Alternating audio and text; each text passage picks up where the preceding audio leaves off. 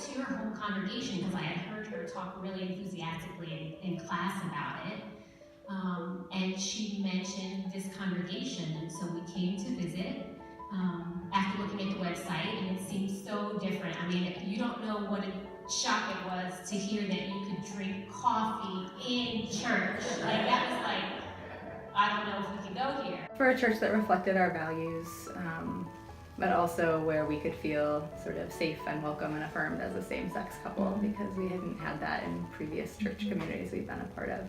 Be open to new folks and to have new folks come in. And so what I would say I appreciate most about this church is that both literally and figuratively there's no back row. We're all there together, we're all on the same level. There's not a front row and a back row, a have and a have not, a welcome and a not welcome feeling at all. I work in an area where the diversity of people I work with is very limited, and I really appreciate that I come here and I'm around people from all sorts of backgrounds, all shapes and sizes, all journeys of faith, and I love being in that atmosphere.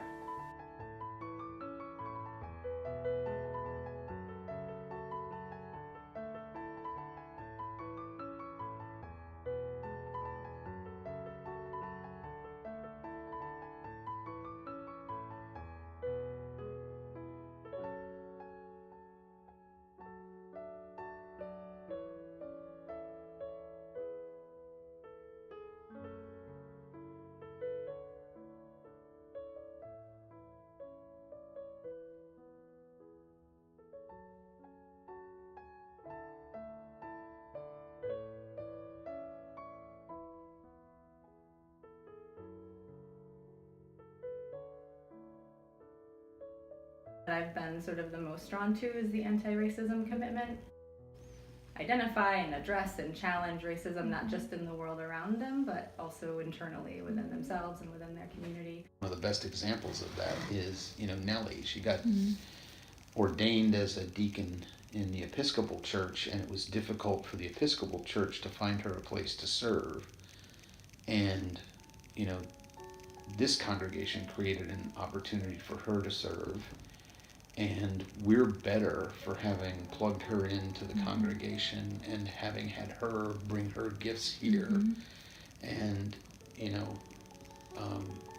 understanding that somebody in a wheelchair can dance, and understanding that, somebody who can't speak conventionally still has a lot to say. And I think, those are the kinds of things that make us feel connected to this place. How will you decide how much to give?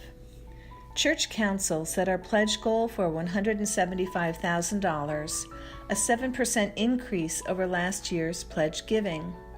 Our budget is lean and we are careful about our spending. More than 80% of our income comes from giving.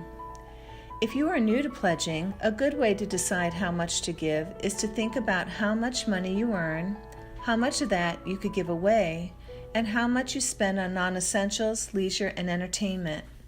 Does your spending reflect your values? Are your values expressed in your giving to the church? Several places in the Bible encourage people to tithe, which means to give 10% to God. What portion of that might you pledge to the church?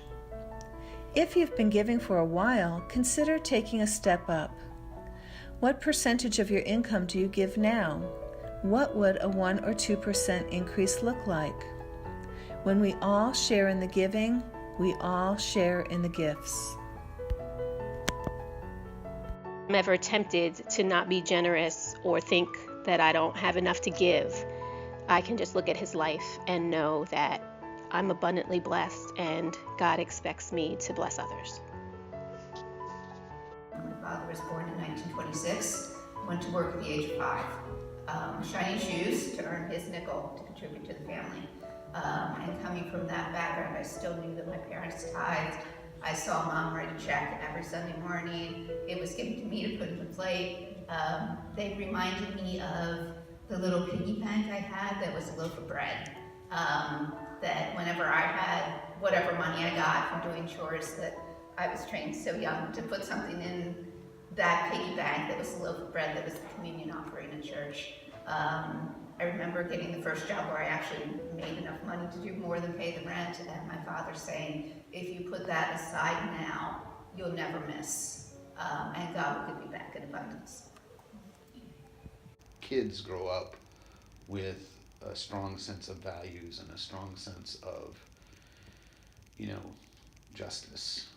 And I think that is, you know, at least when we think about giving, it's about creating that kind of community and creating that community for